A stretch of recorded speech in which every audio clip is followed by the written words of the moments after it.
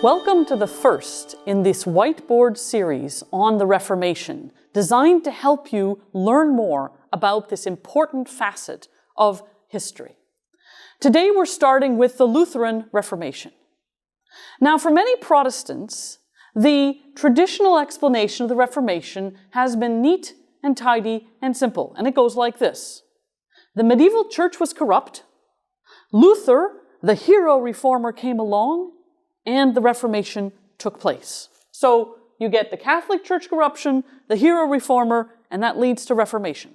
It's neat, it's tidy, it's simple, it's wrong. So what we're going to do today is try and understand better what the Lutheran Reformation was all about and what were its main causes. Like all events in history, in fact, the explanations are much more complicated, but also much more interesting than it might seem at first. So let's look at some of the causes of the Lutheran Reformation. Let's first of all think about political reasons why the Reformation might have taken place.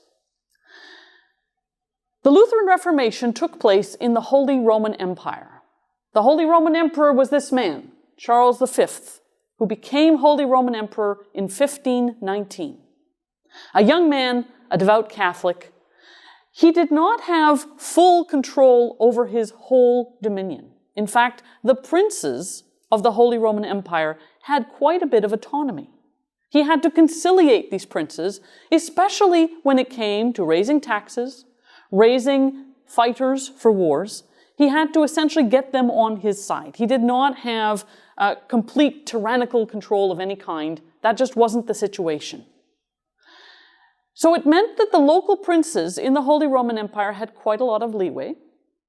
And it meant that if any of those princes decided to adopt the Reformation, they could, in fact, hold to the Reformation in their territory, and Charles V couldn't necessarily do a whole lot against that, especially if he needed their help for other reasons.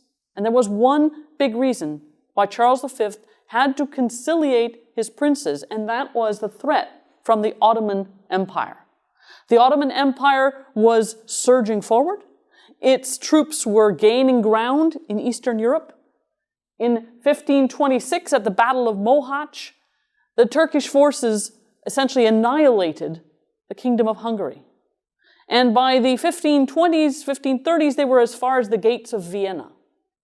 This was a very scary concept, a very scary situation for Charles V.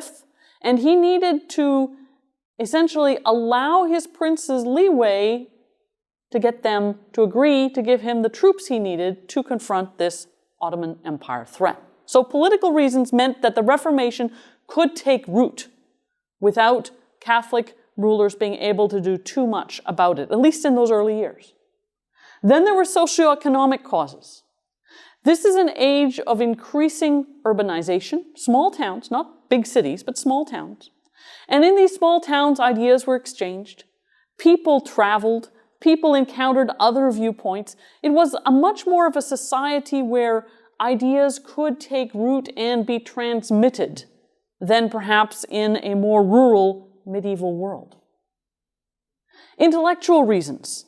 This is the era of the rise of humanism. Now, in today's world, humanism is often understood as a non-religious or anti-religious movement. That was not the case in the 16th century.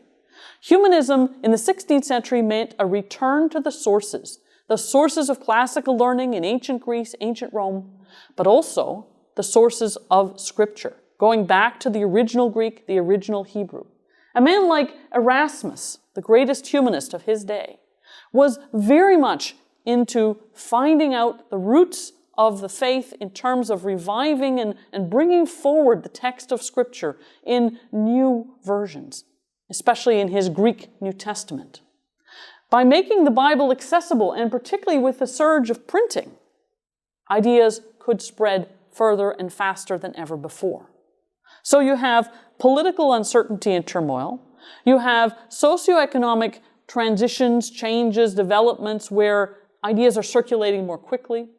The rise of printing meant that ideas could circulate more easily. Humanism led people to reflect on the desire to get back to the original points. And then you have religious movements of all kinds in this period, where ideas are spread through preaching, where there's increasingly a focus on Scripture and on understanding the text of Scripture. All of these ideas together came together in the early 1500s to lead to the ferment of the Reformation.